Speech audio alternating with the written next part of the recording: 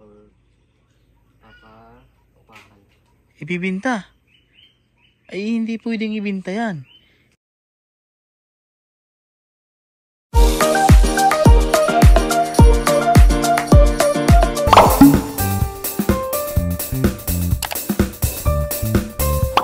So yun po mga kabayan, magandang tanghali po sa inyong lahat. So ngayon po ay dadalawin po natin yung bahay po na pinagawa po namin dito sa Batangas ng PB team po. Yung bahay po nila Ate Evelyn at nila Tatay Gamay. So ito po yung natulungan po namin noong 2020 pa po.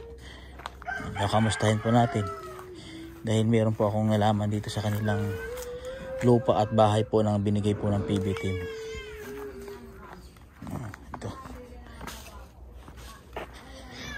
Tao dito, malinis pa rin naman po talaga ang bahay nila mga kababayan. Ito, wala sigurong tao. Baka nasa likod. Tao po! Oh, Wala dito si Harita. sino kasama dito? Wala. Ha? Si Papa wala rin dito. Asan si papa mo? Iwan dito. Mga nandito. Ay, sino ang papa mo? Si Si Tita Evelyn. May trabaho ata. nasaan? Kaloob pa natin yung trabaho.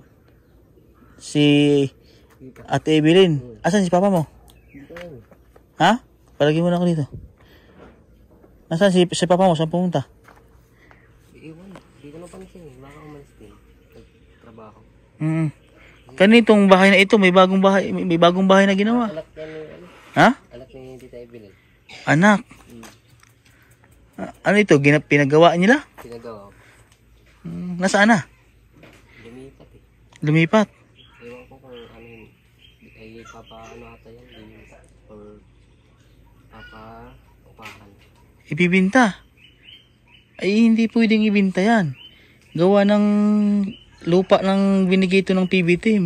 Pag yan ay bininta, ayan ay iba ng may-ari. Hindi pwedeng ibinta yan. Ewan ko sa kanila kung anong pag-usapan namin nila. O pwede yan, sisirain. Sirain, oo. Oo, pero pag ibinta, hindi pwede yun, ha? Nasa kakasulatan yun. Kala mo sa kanila Oo. pag-usapan. Alam yan ni nanay. Alam mo yan, di ba, nay? Oo. Kasi ano ito eh, yung lupa na ito, although na siyempre binigay naman yan sa kanila, pero wala silang karapatan na ibinta yan, yung lupa. O yung bahay na ito na pinatirik ng kanyang anak. O bakit daw ibibinta ng kanyang anak? Hindi ko alam, hindi pa ako sigurado eh. Pag-usapan pa. Papag-usapan pa. Ikaw na alam mo kung bakit ibibinta, nay? Ha? Hindi mo alam. Wala kaming ano sa kanila. Oh. Kontak. Ay bakit naman ibibinta? Umalis sila, umalis. Ewan, Trabaho. di ko naman napansin eh. Ha? Di ko naman na umalis. Kailan lang niya inalisan ng bahay na yan? Mga isang buwan na siguro. May isang buwan na. Lipat ng trabaho lang po siya. Ha? Lipat trabaho. Lipat trabaho lang. Oh. Kasi ano eh. Oh, kasi anak niyan, ayan yung parte nila, doon yung kay Tatay Gamay. Oh. Pero yung lupa na binigay sa kanila, ay malaking lupa nga ito eh. Hanggang dito pa nga ito. Oh. Yan, hanggang saan yan ay? Hindi, ito yung boundary. Ito ang boundary. Alam ko Ha? dito lang. Di, ito at ang boundary. Alam ko, dito yung boundary na binili namin noon eh. Ito, yung guhit na ito. Hanggang dito. O, dito. Kasi hanggang doon yan sa dulo eh. Dito lang siya. Ha? Dito. Hanggang saan? Hanggang dyan. Hanggang dyan ang lupa. May kulay din naman eh. Kailan lang ginawa yung bahay na yan? Hindi ko na natandaan. Hindi mo natandaan. Tagal-tagal na. Pag ibinta yung lupa kasi, ganito kasi yan. Pag, Walang yun yata. halimbawa, pag bininta yung bahay na yan, hindi naman sa kanilang sariling lupa, bigay yan ng mga sponsor. Oh. Wala kasi si Ate Evelyn. Ilang araw na siya ditong wala. Hindi ko nga napansin na umalis eh. Kaya na, trabaho ko sa kanila. Nagtatrabaho ka. Bumalik wala na. Wala na. Wala na rin sila mga alaga, mga manok. Ha? Ang mga tanim, wala na rin. Hindi na rin nagtanim. Oh, medyo kasi matagal na natin silang hindi nadalaw mga kababayan. Siguro mga ilang buwan na yan, oh. 1 year na, mag-1 year na sa December. Oh, 1 year na ano. Last mo na punta yata dito, December. December yung pagdalaw, ano. Ay, matagal na po. So, nga, mga December nga po yung pumunta ko dito. May mga alaga pa sila noon. Ngayon, wala na. Yung kulungan po ng, manok na pinalaga nung sponsor na tulong natin, wala na ring laman. Oh. Okay. Tapos yung, ito, may baboy. Saan yung baboy dito, Nay? Wala na, ni tatay. Ha? Ni tatay. Ni Katay? Anong piyesta? Nung Mayo. Kinatay. Di wala na. Ha?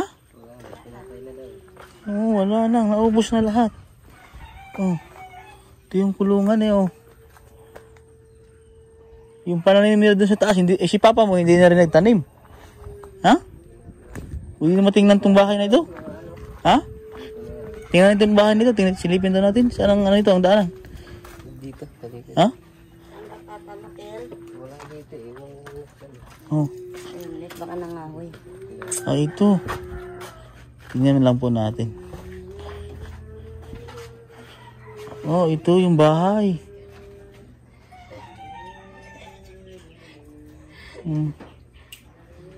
Ito yung bahay. Ito yung, dito nakalagay dati yung bahay, bahay kubo nila. Ano yung sinira nila? Sinira. Tapos, ito ang nilagay. Pinaayos, Ito yung bahay nila, oh. Oh, malinis pa rin naman, oh. Ayan, natiling malinis pa rin po yung bahay nila mga kabayan, oh. Oh. Kasi lang umalis daw si Ate Evelyn. Matagal na ilang araw na umalis si Ate Evelyn. Magwa 1 week na yata. 1 week na. Pag ito ay bininta hindi pwede ha. Sino yung sabihin? May nagsabi daw. May nagsabihin mo sa kay Gamay mamaya. Kausapin ko si Tatay Gamay. Pwede yan sirain. Ibigay sa kanila yung materyales doon sa sa anak ni Ate Evelyn. Pwede yun. Pero kung ibibinta nila yan na buo, hindi pwede. Kung tirahan, kung halimbawa pag bininta pwede yung materyales. Materyales, pwede ko nila. Ibinta nila yung materyales. Pero yung ibinta na yung bibili ay dyan pa rin titira. Pwede pa upahan, sir. Ha? Hindi ko lang alam kung pwede. Siguro kung nasa kanila yun, kung gusto nilang paupahan, kung gusto nila pero hindi pa, mahirap kasi pagka lang ba yung nagastos. Oo, ginastos ng mga bata. Tatanong ko muna kung ayun, si Gamay mamaya tatanong. Oo. Kasi ayaw ko rin po mag-decision about dyan ay sa ginawa na ganyan. Kasi number 1, si Ate Evelyn yung nagdesisyon yan na papagawaan yung anak niya dyan ng bahay dyan. Sino po ang nagdesisyon?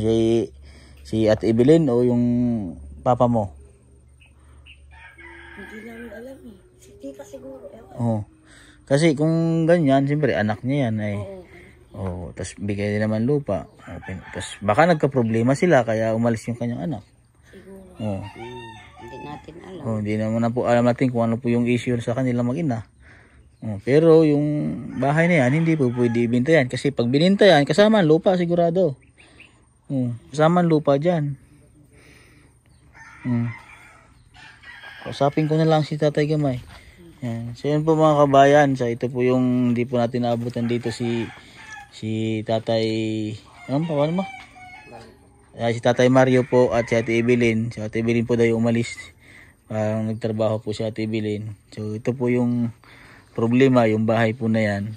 Ayun nga, ay ibinta po daw o papaupahan.